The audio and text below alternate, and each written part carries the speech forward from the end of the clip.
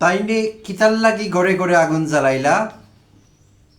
প্রিয় দর্শক শ্রোতা, আসসালামু আলাইকুম এবং অনন্ত শুভকামনা সবার জন্যে। তাইনে ঘরে ঘরে আগুন জ্বালাইয়া দিছে। প্রিয় দর্শক শ্রোতা, কথা বলছিলাম আমাদের প্রধানমন্ত্রী জনাব তারেক রহমানকে নিয়ে। জনাব তারেক রহমানের কিছু ছবি ছড়িয়ে পড়েছে সামাজিক যোগাযোগ মাধ্যমে, আর সেগুলো নিয়ে ব্যাপক আলোচনা শুরু হয়েছে দেশব্যাপী। সামাজিক যোগাযোগ মাধ্যম সয়লাম। আর সেইটি কোনো নেতিবাচক আলোচনা না, সম্পূর্ণ ভিন্ন ধর্মীয় এক আলোচনা।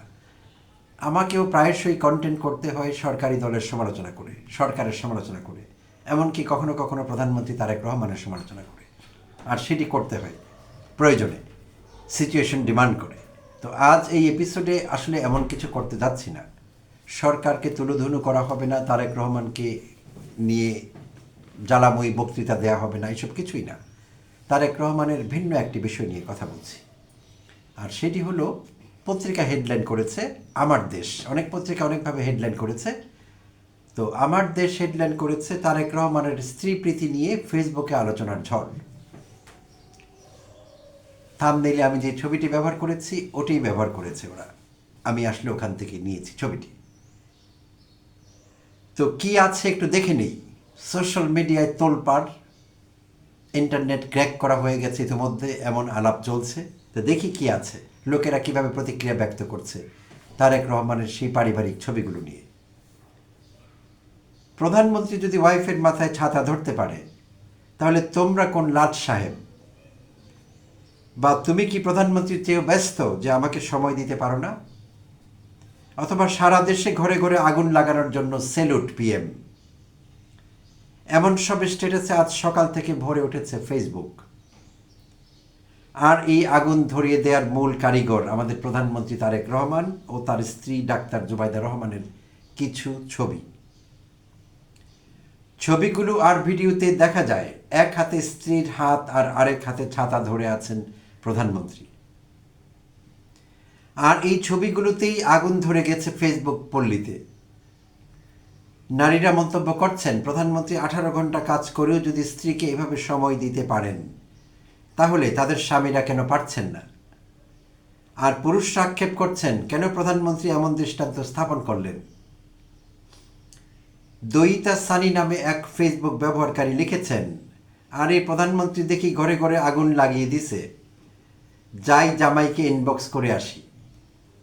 আরেক ব্যবহারকারী আমেনা মনি লিখেছেন, হাত ধরা বা ছাতা ধরে রাখা নিঃসন্দেহে প্রশংসা পাওয়ার মতো, তবে উত্তাপ বা ভীতি টের পাওয়া যায় পুরুষদের পোস্টে।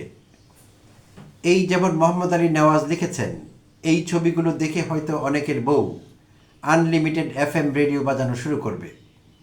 প্রধানমন্ত্রী এভাবে বউকে শ্রদ্ধা ও ভালোবাসা ও দায়িত্ববোধ দেখাতে পারে, তুমি পারো না কেন? আবার মাহবুব হোসেন রাসেল লিখেছেন, আমার এক্স গার্লফ্রেন্ড কিছুক্ষণ আগে আমাকে এই ছবিটা হোয়াটসঅ্যাপ করে একটা খোঁটা মেরে দিল। আমি নাকি ওকে কখনো এভাবে কলিজা উজাড় করে ভালোবাসি নাই। আমি নাকি এভাবে জনসমক্ষে ওর হাত ধরে হাঁটি নাই, বৃষ্টির সময় ওর মাথায় ছাতা ধরি নাই। কি এক গ্যাঞ্জাম এই ভদ্রলোক লাগাই দিল। তবে এইসব আপাত অভিযোগ ছাপিয়ে প্রশংসায় ভাসছেন প্রধানমন্ত্রী। ইমতিয়াজ ইমতুর মতো বহু ফেসবুক ব্যবহারকারীর ভাষ্যটা অনেকটা এরকম। আর ট্রু ফ্যামিলি ম্যান, বাহিরে এমন বউয়ের হাত ধরতে সাহস লাগে, আসল পুরুষ। বাস্তবতা হচ্ছে আমাদের দেশে স্বামী স্ত্রীর ভালোবাসার প্রকাশ্য রূপকে অবজ্ঞার চোখে দেখা হয়। একটা বয়সের পর প্রকাশ্যে হাত ধরে হাঁটা যেন এক গর্হিত অপরাধ। ফেসবুকে তেমন কোনো ছবি দেখলেও ফিসফাস শুরু হয়ে যায়, ডাল মে কুচ কালা হে। এই কারণেই আলাদা করে ছবি তুলে বোঝাতে হচ্ছে আমাদের সম্পর্ক ভালো যাচ্ছে। এই এক অদ্ভুত উটের পিঠে চড়া দেশে প্রধানমন্ত্রী তারেক রহমান এক ব্যতিক্রম। গত ডিসেম্বরে দেশে ফেরার পর থেকে তিনি একজন ফ্যামিলি ম্যানের ইমেজ গড়ে তুলেছেন। তার সঙ্গে প্রায় সময় দেখা যায় স্ত্রী জুবাইদা রহমানকে, কখনো কখনো মেয়ে জাইমা রহমানকেও দেখা যায়। স্ত্রী কন্যাকে নিয়ে বের হওয়া বা রাষ্ট্রীয় কাজের মধ্যেও তাদের সঙ্গে রাখা, এই ধরনের দৃশ্যের সঙ্গে বাংলাদেশের মানুষের পরিচয় নেই। তবে মানুষ এমন দৃশ্যই দেখতে চায়। আজ তার বড় প্রমাণ মিলল। তো প্রিয় দর্শক শ্রোতা, প্রাইম মিনিস্টেরিয়াল রোমান্স, প্রধানমন্ত্রীর সঙ্গে এই রোম্যান্টিক বিষয়গুলো জড়িয়ে পড়েছে, তাই আলোচনা বেশি হচ্ছে। লোকের প্রোফাইল যত হায়ার হবে, হাই প্রোফাইল হবে না একজন মানুষ, যত তাকে নিয়ে সব ইস্যুতে আলোচনা, সমালোচনা, বিতর্ক, প্রশংসাও সেই অ্যাঙ্গেল থেকে হবে, সেই ডিমেনশনে হবে। সে প্রধানমন্ত্রী বলে কথা, তাই এমন একটি বিষয়ে সামাজিক যোগাযোগ মাধ্যমে তোলপাড়, ইন্টারনেট ক্র্যাক, সোশ্যাল মিডিয়ায় ভাঙচুর, যা কিছুই বলি না কেন আমরা, এইসব চলছে। কারণ তিনি হাই প্রোফাইল মানুষ, প্রধানমন্ত্রী, দেশের নির্বাহী প্রধান। তো এমন দৃশ্য যে একেবারেই বিরল বাংলাদেশে তা কিন্তু না, অন্য জায়গায় কম বেশি হচ্ছে। অন্যরাও স্ত্রীর হাত ধরছেন, মাথায় ছাতা ধরছেন, বাজারের ব্যাগটি হয়তো হাত থেকে কেড়ে নিচ্ছেন তার ওজন কমাবার জন্যে। তো সেগুলো সবসময় আলোচনায় আসে না, কারণ আমরা লো প্রোফাইল মানুষের সব কিছু আলোচনায় আসে না, এমনকি তাদের উল্লেখযোগ্য বিষয়গুলিও আলোচনায় আসে না। প্রধানমন্ত্রীর মতো হাই প্রোফাইল হলে ছোট ছোট বিষয়, তুচ্ছ বিষয় আলোচনায় আসে, সেগুলো নিয়ে হয় আলোচনা, সমালোচনা, বিতর্ক, তর্ক, এইটি স্বাভাবিক। আর যেই বিষয়টি নিয়ে কথা হচ্ছে, এইটি আমাদের দেশে চর্চা একটু কম। নিজের স্ত্রীর হাত ধরেও আমরা রাস্তায় হাঁটি না, সংকোচ বোধ করি, পাছে লোকে কিছু বলে, লোকেরা সমালোচনা করতে পারে, অনেকে মনে করতে পারেন যে এটি তাদের ইমান আকিদার পরিপন্থী, তারপর বাংলাদেশের সমাজ ব্যবস্থা বিরোধী, এরকম হতে পারে কারো কারো দৃষ্টিভঙ্গিতে। তো সেই সংকোচ, সেই দ্বিধা আছে, তাই এমন একটি সুন্দর কাজ অনেকের করা হয় না। এটি কোনো খারাপ কাজ না, চমৎকার একটি কাজ, আন্তরিকতার বহিঃপ্রকাশ, ভালোবাসার বহিঃপ্রকাশ, আর সেটি হতেই পারে, খুবই বৈধ, সামাজিক, সুন্দর, মানবিক একটি বিষয়। কিন্তু সেইটি আমরা সবসময় করতে পারি না, করা হয় না। ওই যে পাছে লোকে কিছু বলে, করিতে পারি না কাজ, সদা ভয় সদা লাজ, সংশয়ে সংকল্প সদা টলে, পাছে লোকে কিছু বলে, সেই কামিনী রায়ের কবিতায় ফিরে যেতে হচ্ছে। তো এখন যেই নারীরা অভিযোগগুলো বেশি করেছেন, আর নারীদের অভিযোগের প্রতিক্রিয়ায় স্বামীদের একজন বলেছেন যে এখনই শুরু হয়ে যাবে আনলিমিটেড FM রেডিও, নানা অভিযোগ। তো এই বিষয়গুলো আসলে বিশ্লেষণের দাবি রাখে কম বেশি।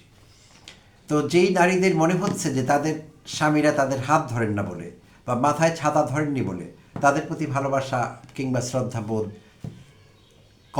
কম আছে কিংবা দেখানো হচ্ছে না, বা স্বামীরা এটি করতে অনিচ্ছুক, বিষয়টি আসলে সবসময় এরকম না। আমাদের বাঙালি সমাজে এইসব বিষয়ে বাহ্যিক আড়ম্বরটা নেই বলতে গেলে।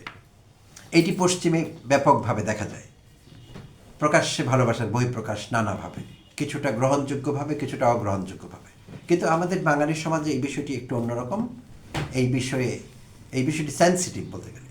তো তাই সেভাবে যেসব নারীরা আক্ষেপ করছেন, যাদের কষ্ট আছে যে তাদের এরকম ঘটেনি, তাই তারা সেটি চাইছেন, তো আসলে আমি তাদের বিপক্ষে না।